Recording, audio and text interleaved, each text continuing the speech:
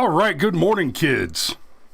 Y'all, I've been up since about midnight working on a wedding video, and I was tired this morning. I'm still tired. I'm working on some coffee to try and get back in the right headspace. Cameron's not with us this morning. He's got some work to do, but he'll be back with us probably not tomorrow, but we should see him for Firearms Friday. So, this morning, let's talk about some censorship. There's a couple of things that I'm going to be rapping on quite a bit going forward. For one, there's an event this weekend that I'll be attending, and hopefully I'll be live streaming at least part of it. Still got some details to work out there, but I've been invited to attend a constitutionalist, what's the word? The coalition. Can't call it. It's not a constitutionalist convention. That's not what we're doing. It's something else. So first things first, I'm going to go ahead right now. The first thing I want to do in this episode, if you're watching live or if you're just catching me on the replay, I want you to go ahead and go subscribe to this channel on its various places, on its various reposts, right? So this channel, we are up on, I don't even need the backup Cameron. Okay, so this is one, so Parler's back up. We're on Parler. Follow us there. This one is called PocketNet.app. Go check out PocketNet.app. We're on MeWe. We're on Minds.com. We have a locals page, the brushfiremind.locals.com. Join us there, and you can help the channel out by buying I think right now we're doing a $2 a month membership. I can double check that and improve it later. Of course, we are also on BitChute. We're on Rumble. We're on Daily Motion, right? So we're all over the place. And of course, the standards, like right now, we're live on Facebook. We're live on YouTube, Periscope, Twitch. Good God, where else? YouTube, Periscope, Facebook, Twitch, Daily Motion, Trovo, DLive. We're live all over the damn place. So Steve says that's a lot of syllables for a political group. I agree. And what we should call the group and what the mascot is might be a thing that we discuss on Saturday. Who knows? But I tell you what, I'm going to be taking a copy of the Times article with me and waving it at people and saying, hey, that Times article that talks about the shadowy cabal that got together to fortify the election. Let's be real. Following that article, that there is not instantaneously a massive investigation conducted into every single person and corporate entity mentioned in the Times article. That investigation did not begin and commence immediately is itself a massive indictment of our corrupted government. There's just no other way to say that. So, let me see. Steve says the porcupine and a deer stalker with a pipe that the skeptic libertarian used is my all-time favorite mascot. I may have to actually agree with you on that, Steve. I really might.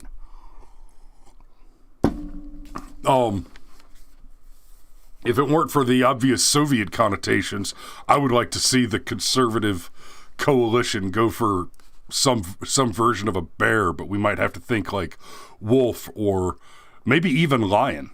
I know the lion got associated with the Donald a lot, but hey, and Dad just joined us. Good morning, Sergeant Major. How you doing? Okay, so let's talk a little bit about censorship, because there were two big pieces of censorship news this week. We'll go with this one from yesterday first. Steven Crowder blocked on Twitter for revealing fake voting addresses. Let me show you. So here's the tweet. He says, "I can confirm to you that people voted from addresses that do not exist." I watched this video. I did. And he was very clear at the beginning of it. He said, look, YouTube has made it clear that we're not allowed to make certain claims, and so we will not claim that anything changed the outcome of the election. We're not making that claim. But we can show definitive, undeniable proof that there are people who voted from addresses that do not exist, right?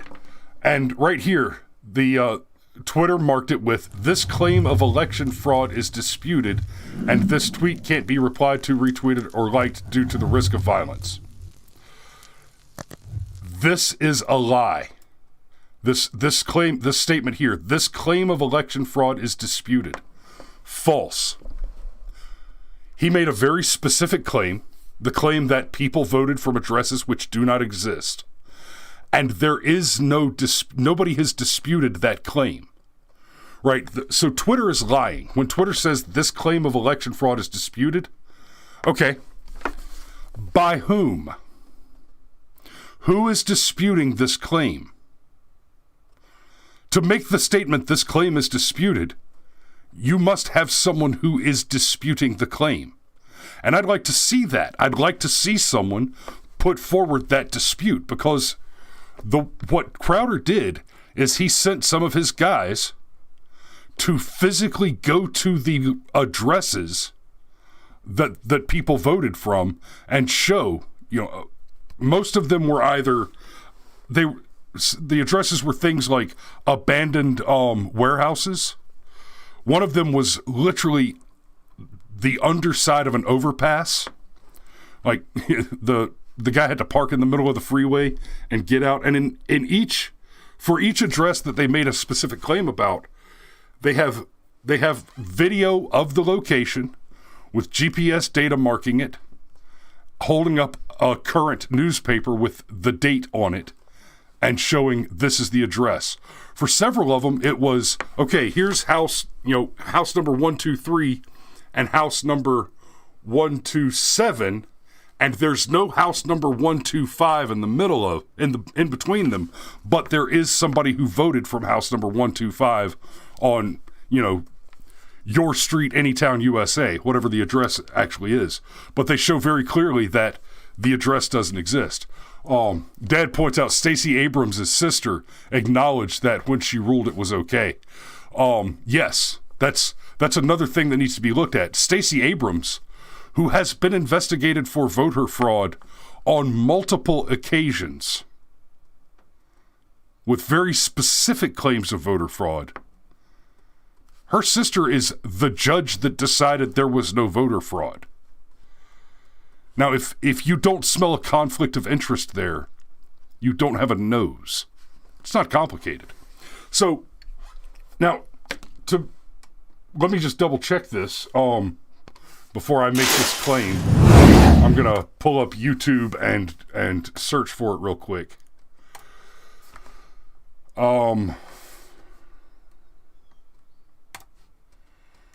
Good morning, Krista. Thanks for joining us. Okay, cool, perfect. So, here it is. The Steven Crowder video from yesterday. No retreat. Exclusive proof of voter fraud. Louder with Crowder. And in this video, he's even very critical of the MyPillow guy, Mike Lindell. He says that he went through and watched the documentary from Mike Lindell and pointed out there were some serious problems with the claims that Mike Lindell offered, specifically that nobody else has access to the various Dominion voting machines to actually check the claims that are being made. Now, and we'll talk a little bit about Mike Lindell in just a second, but I just wanted to show you guys this. The video in question is still up on YouTube, but Twitter has knocked him off of Twitter, right? Steven Crowder explained tonight that he's been blocked by Twitter for revealing fake voter addresses that were really just empty lots and other non-residential areas. Now, in fairness, some of the fake addresses were residential areas where the addresses on either side of the address are in fact people's homes, but the address from which the voter in question voted does not exist. And here you go. He says, important summary. No, this is not yet another video claiming election fraud. This is a video in which I physically visited and showed on camera with a copy of this week's newspaper voting addresses from this 2020 election, which in fact do not exist. My crew and I filmed them ourselves. Lest you worry about being hoodwinked, let me explain how I did it. I, 1, accumulated voter data from government websites, 2, checked if the addresses were deliverable by UPS, and 3, if there was a registered property at the address. I then physically visited the address with a copy of this week's newspaper, proving that, in fact, is actually just an empty lot, a construction site, a median under an overpass, etc. This is not hearsay. I would swear to it under penalty of perjury, and I showed the results for the entire world to see. So, for Twitter to say that this is misinformation or to say that this claim is disputed is a lie, right? It's just like the claim that Donald Trump lied about the election results. That statement is itself a lie, right? You cannot credibly claim that when Donald Trump said he suspected there was fraud in the election, that he did not believe that to be true. There was evidence to support his suspicion, and it was well before the actual counting of the electoral votes. It would have been perfectly reasonable for someone to believe what he said he believed. So to say that he lied when he stated it is almost certainly false, and to believe it strains credulity. So the censorship mob just keeps growing and growing. Now this one's a little different. No, I'm gonna skip that one because that's not so much censorship as dealing with copyright concerns. Let's pop over to Australia. This news from Breitbart. Facebook censors news content in Australia with a heavy heart. So, and Dad, I'm glad you're watching this morning because you and I were talking about this a little bit the other night. The claim that Facebook is against, and the only part of the whole thing that I found a little bit dubious. So what has happened is Australia has passed a law which requires social media platforms to pay for news content that's shared on their sites. And in fact, it does mean under that law, it would mean that if a private individual is sharing a news article from any news outlet, that Facebook would then have to pay for that article that somebody else is sharing, right? Now, in fairness, I think I would say that it is a little unfair to require Facebook to incur expenses based on the individual actions of private citizens. However, that statement is only fully morally and intellectually consistent if we assume that Facebook is a platform and not a publisher, which is to say that Facebook doesn't actually exert any editorial decision making, right? The reason that distinction is important, we are not able, as private citizens who get censored and banned and abused by these social media platforms, we can't sue the platforms because of their Section 230 protection. And you hear a lot of noise about, well, Section 230 needs to be reformed, Section 230 needs to be repealed in some cases. Donald Trump even was saying that Section 230 needed to be repealed. Guys, you don't want to see Section 230 go away. That just means that the platforms can do absolutely whatever they want. So here's the problem. Section 230 needs to be enforced. The simple fact is this: Twitter, Facebook, Google, name your platform, even Parler, they exercise editorial discretion. They choose what content is displayed and shared on their platforms. AT&T, as a phone company, is protected against liability if you, say, plan a crime. Let's say you're operating a terrorist network and you all have AT&T phones and you text back and forth and make phone calls back and forth to plan your next attack. AT&T isn't liable for that communication, right? AT&T can't be held criminally or civilly liable for communication hosted on its platform because it's just the service provider, right? Now, there are measures under the law once someone's been convicted of certain crimes for their access to communications platforms to be restricted. But that's something that has to be done by a judge, is done very rarely, and requires a conviction beforehand. Section 230 says that groups like Facebook and Twitter enjoy that same protection as platforms because they are not making statements. So if somebody breaks the law by making a statement which incites violence, for example, then Facebook and Twitter are not liable for that. But they've been clearly censoring political opinions.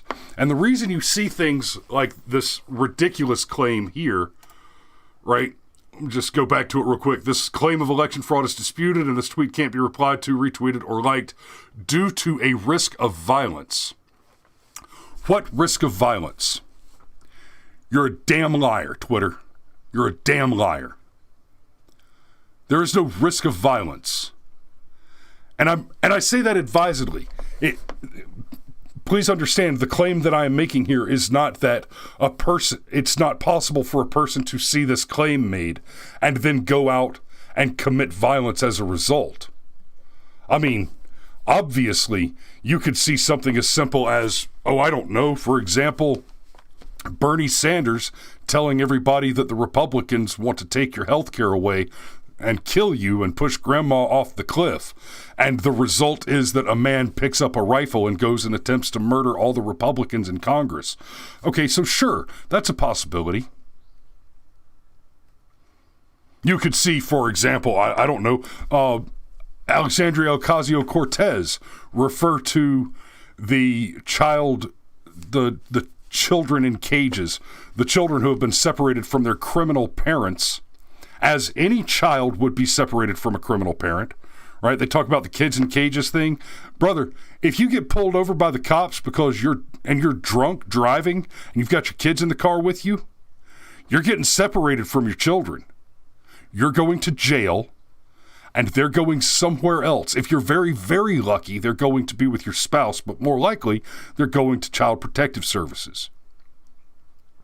So, you could, for example, be Alexandria Ocasio-Cortez referring to the kids in cages situation as American concentration camps, and then a couple of your supporters go out and throw Molotov cocktails and set a building on fire, burning down an ICE facility and killing several officers in the process. Yeah, sure.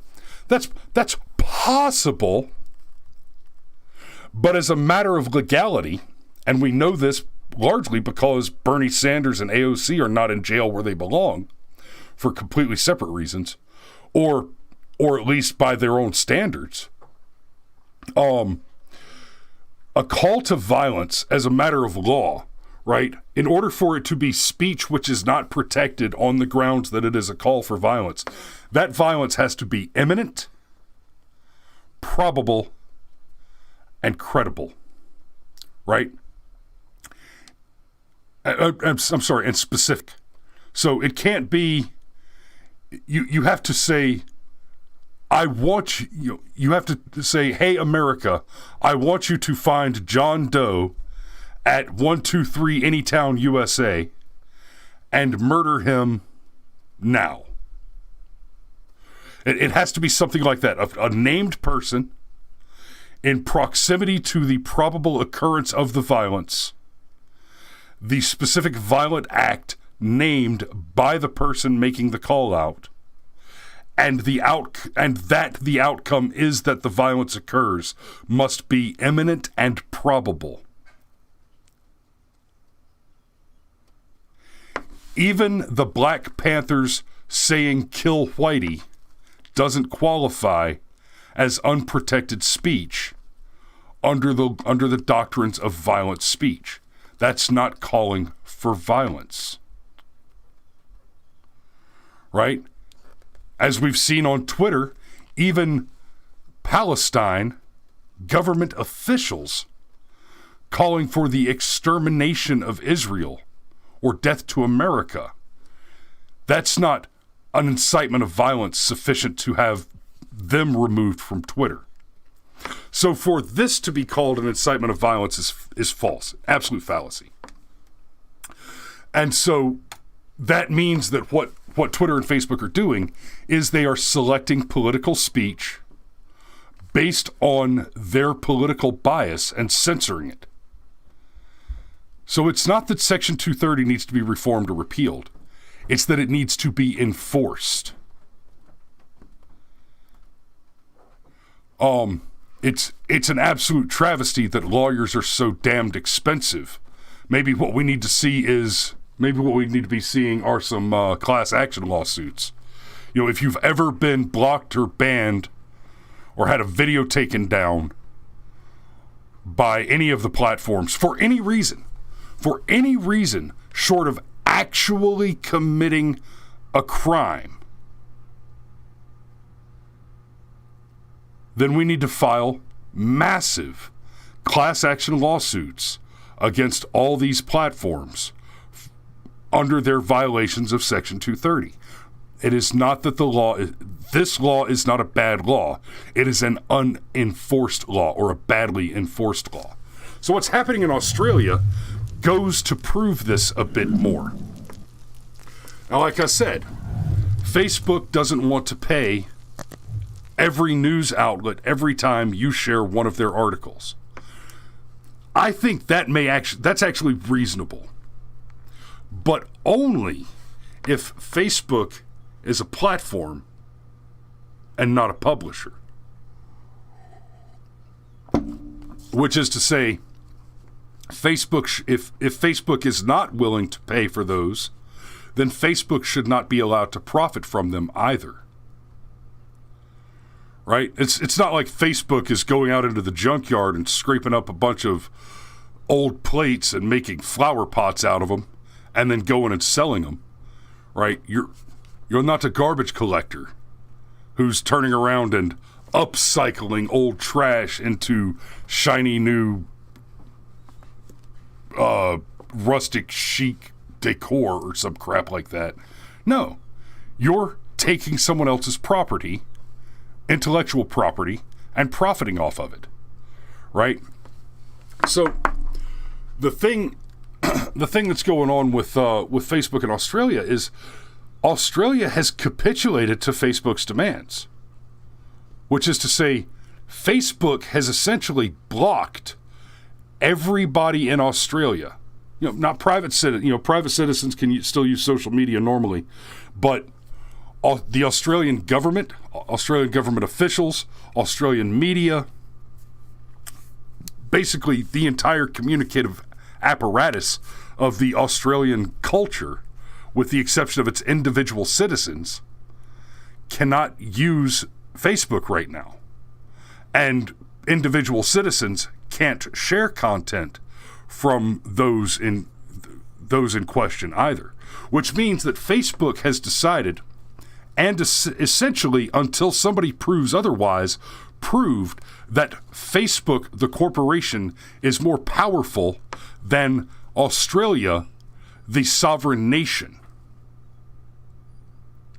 I would go so far as to say that that is a declaration by Facebook, the corporation, that it is a sovereign government type, quasi-governmental entity, which is at odds with actual sovereign governments. And that's something that we should be taking very, very seriously.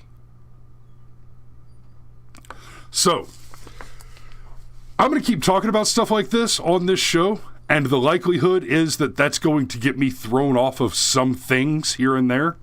Might get kicked off of Twitter. I don't use Twitter a lot. I share that we're live. I share the show after we're off on Twitter, just in case I get a couple more clicks off of it. But there are several places where we're quite likely to get banned. Hey, I've got somebody named Hillbilly. You're a new one. Thanks for popping in. And I'm glad you popped in when you did, because I'm about to ask you to do stuff. Nothing hard. I'm going to go down the list one more time. This is how I'm going to close the show out today. I'm going to go down the list one more time of the places you can find us. And I want you to go check these places out, not just because I want you to follow us on other platforms in case we get thrown off of YouTube, Facebook, Twitter. But these are other places that I want you to pay attention to. These are other places that you can go and you can see uncensored material, and you can actually have conversations with people without having to worry about censoring yourself. So let me pull it up one more time. I gotta launch my repost application again. There it goes. I've got this wonderful hotkey that opens a bunch of tabs to help me do my reposting. Okay, so that's the back end of Restream. So, of course, you can find us on the Brushfire Mind. And Hillbilly, I'd love for you to go ahead and subscribe right now. If you go and watch any of our shows on the Brushfire Mind, like yesterday we talked about how the Biden administration is now responsible for the 500th COVID death, we are now accepting tips, right? So if you want to pop in there and throw us a buck or two toward the next, toward our next short film production, be greatly appreciated. We are on Parler, so you can follow us on Parler. And good news, Parler is back up and running. We'll see how long that goes for. I'm gonna go ahead and keep us running on Parler because Parler's a thing.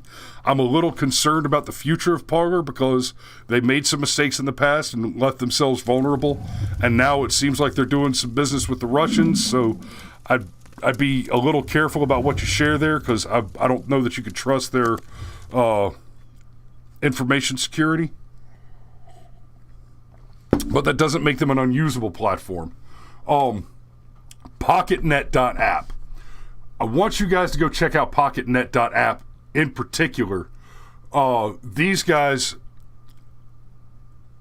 it is not that PocketNet does not censor. PocketNet is a blockchain platform, which means that the architecture of the platform is decentralized across thousands of host computers. It's not that PocketNet doesn't censor. It's that it's physically impossible for them to censor. Nothing can be removed by any entity, even a group of people. The only way that any one thing could be removed, because it's a blockchain system, would be for all of the computers that host PocketNet to be destroyed. So go to PocketNet, try that one out. And PocketNet has its own bit currency called Pcoin. Right now, Pcoin is worth about, the last I checked was a couple days ago, and the Pcoin was worth about 50 cents a coin. So they're not paying as much. We've made $6 on PocketNet in the past 4 weeks, but it's $6 in crypto, which, who knows? It could be the next doggy coin, right? Oh, and real quick, you keep hearing about Dogecoin, Dogekoin. You keep hearing about Dogecoin. It's not Dogecoin. It's Doggy Coin. That's why it's a dog. Doggy coin. Okay, so there's that. Pop over and find us on MeWe. We're also on Minds.com, which I should have not clicked on before while we're live because it could have been anything. Minds.com is so uncensored that you do run the risk of stumbling across some pornography from now and then.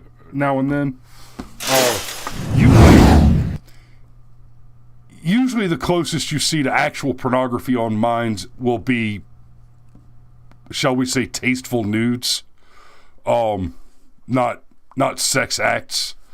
But I don't think there's anything in the rules on Minds to keep people from posting that either.